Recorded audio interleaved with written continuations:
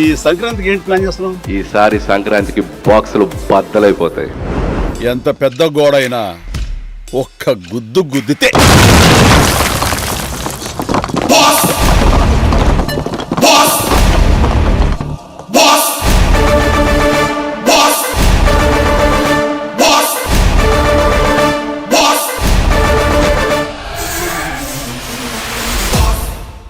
ఈ సంక్రాంతికి ఏంటి ప్లాన్ చేస్తున్నాం? ఈసారి సంక్రాంతికి బాక్సులు బద్దలైపోతాయి. ఎంత పెద్ద గోడ అయినా ఒక్క గుద్దు గుద్దితే